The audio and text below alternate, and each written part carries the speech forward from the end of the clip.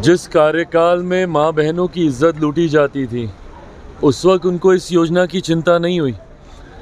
इन्हीं के परिवार के दो मुख्यमंत्री रहे, उस वक्त उनको इस योजना की याद नहीं आई।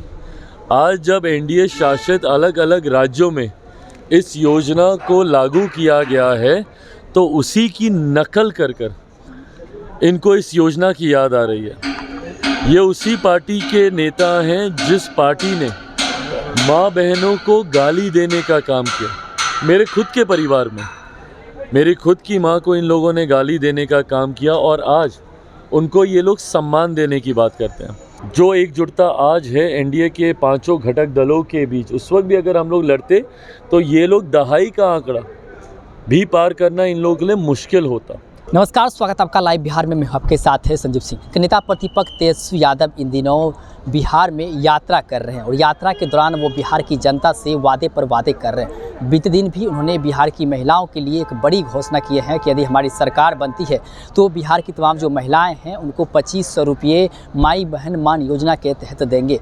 तो इसको लेकर के देखिए, अब बिहार में खूब राजनीतिक बयानबाजी हो रही है। अभी भी केंद्रीय मंत्री चिराग पासवान से जब सवाल किया गया कि तेजस्वी यादव इस तरह की बातें कह रहे, तो चिराग पासवान ने जमकर हमला किया तेजस्वी यादव पर। उन्होंने साफ साफ कहा है कि जब इन लोगों की सरकार रहता है तो इस तरह के वादे याद नहीं आते हैं। जब इनके ही परिवार से दो मुख्यमंत्री थे तब इस तरह की योजना की याद नहीं आई। दरअसल बात यह है कि ये लोग एनडीए की नकल कर रहे हैं। कई ऐसे राज्य हैं जहां पर एनडीए ने इस तरह की योजना लाए हैं और इसी का नकल करके तेजस्वी यादव इस तरह की बातें कह रहे हैं। साथ ही साथ उन्होंने तेजस्वी यादव पर हमला करते हुए कहा है कि जब इनकी पार्टी की सरकार बिहार में रहती है तो बिहार की माँ बहनों की इज्जत लूटी जाती है। साथ ही साथ उन्होंने अपने परिवार को लेकर कहा कि हमारी माँ के बारे में इन लोगों ने किस तरह की बातें कही थी, किस तरह से गालियाँ देने का काम किया था, ये किसी से छुपा हुआ नहीं है। साथ ही साथ तेजस्वी यादव पर हमला करते हुए और भी क्या कुछ कह रहे हैं चिराग पासवान, आइए आपको सुनाते हैं। तेजस्वी यादव ने ऐलान किया है कि अगर हमारी सरकार बनती है तो माँ बहन योजना लाएंगे। तो इससे पहले जब इनकी सरकार थी, जिस कार्यकाल में माँ बहनों की इज्जत लूटी जाती थी उस वक्त उनको इस योजना की चिंता नहीं हुई। इन्हीं के परिवार के दो मुख्यमंत्री रहे, उस वक्त उनको इस योजना की याद नहीं आई। आज जब एनडीए शासित अलग अलग राज्यों में इस योजना को लागू किया गया है तो उसी की नकल कर कर इनको इस योजना की याद आ रही है। ये उसी पार्टी के नेता हैं जिस पार्टी ने माँ बहनों को गाली देने का काम किया। मेरे खुद के परिवार में मेरी खुद की माँ को इन लोगों ने गाली देने का काम किया और आज उनको ये लोग सम्मान देने की बात करते हैं। हकीकत है, लाख प्रयास अब ये कर लें, बिहार की जनता का विश्वास ये लोग पूरी तरीके से खो चुके हैं। और अगर इनको आज भी अगर इस बात के ऊपर किसी भी तरीके का भ्रम है कि पिछली बार इनको इतनी बड़ी पार्टी का जनादेश बनने का मिल गया, तो उसका कारण सिर्फ इतना था कि आज जिस भूमिका में, जिस एकजुटता के साथ एनडीए गठबंधन है, पिछली बार नहीं था, जिसका लाभ इनको मिला। इनको अध्ययन करना चाहिए और आंकड़े निकाल के देखें। जो सीटें ये लोग जीते हैं वो इसीलिए जीते हैं क्योंकि उस वक्त एनडीए एक नहीं था और हम लोग दो अलग अलग तरीके से हम लोग चुनाव लड़ रहे थे जिनका इनको लाभ मिला। अगर उस वक्त भी आज की एकजुटता के साथ अगर हम लोग चुनाव लड़ते, जो एकजुटता आज है एनडीए के पांचों घटक दलों के बीच, उस वक्त भी अगर हम लोग लड़ते तो ये लोग दहाई का आंकड़ा भी पार करना इन लोगों के लिए मुश्किल होता। 10-11 सीटें भी जीतना इन लोगों के लिए मुश्किल होता। और हम लोगों का गठबंधन आज की तारीख में कितना मजबूत है ये 100% स्ट्राइक रेट जो उपचुनाव में हुआ है उसी से पता चलता है। ऐसी सीटें जिस पे ये लोग अपना आधिपत्य मानते थे, बेलागंज जैसी सीट, वो सीट हार गए। तरारी ये लोग हार जाते हैं। तो ये अपने में एक आई ओपनर है, ये अपने में एक रिफ्लेक्शन है कि 2025 विधानसभा के चुनाव में बिहार में क्या परिणाम आने वाले हैं।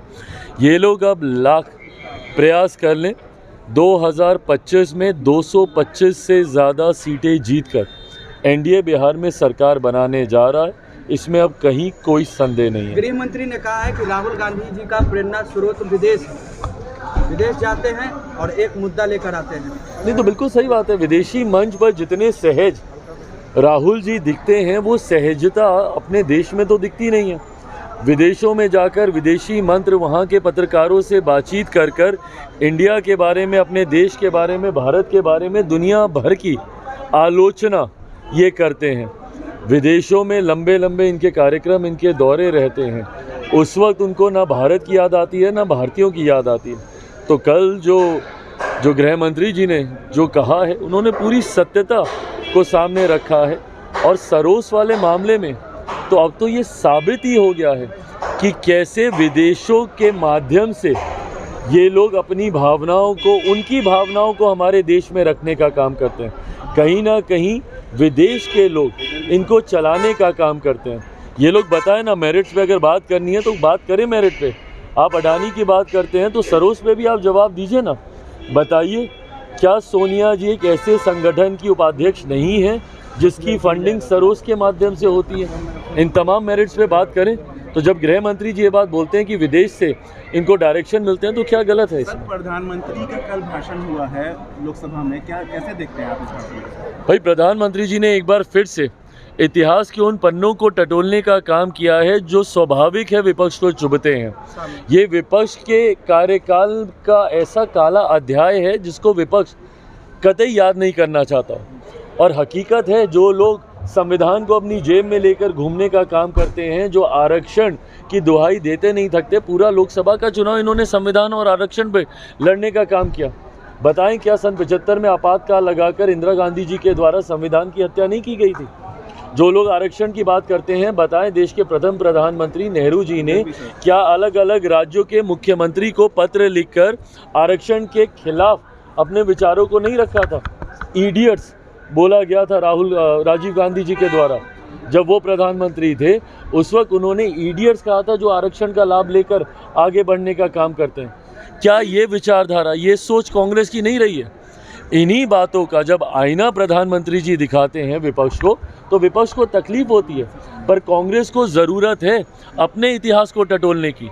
और इतिहास में इनके द्वारा क्या ऐसी गलतियां हुई कि 150 साल पुरानी पार्टी आज 150 सीटें हमारे देश में नहीं जीत पा रही है? ये अध्ययन, ये मंथन इनको करने की ज़रूरत है। तो आपने सुना कि साफ तौर पर चिराग पासवान ये कहते नजर आ रहा है कि अगर इससे घमंड है कि इससे पहले जब चुनाव हुआ था तो सबसे बड़ी पार्टी हम बने थे, तो यह घमंड इसे नहीं रखना चाहिए। क्योंकि पिछली बार जब चुनाव हुआ था तो उस समय हम लोग अलग अलग चुन रहे थे, हम भी अलग चुन रहे थे, लेकिन अब जो है एकजुटता है और एकजुट होकर के हम लोग चुन रहे हैं। और इसलिए ये घबराए हुए हैं और इस तरह के वादे कर रहे हैं। लेकिन बिहार की जनता जो है वो समझदार है और तेजस्वी के वादे से कुछ नहीं होने वाला है, क्योंकि ये नकल कर रहे हैं। इसके माता पिता के शासनकाल में और इसकी पार्टी का जब शासन था बिहार में तो क्या होता था महिलाओं के साथ, ये किसी से छुपा हुआ नहीं है। और जो वादे कर रहे हैं वो ये वादे में कोई भी दम नहीं है। सारे बिहार जनता जो है वो एनडीए के साथ है और चुनाव हम लोग 25 में जीतेंगे और फिर से सरकार जो है वो हमारी ही बनेगी। क्या कुछ करते तमाम सवाल का जवाब देते हुए चिराग पासवान वो आप सुन रहे थे। अभिप्राय प्रतिक्रिया हमें कमेंट्स के माध्यम से दे सकते हैं। आप देख रहे थे लाइव बिहार। आप सभी का बहुत बहुत धन्यवाद।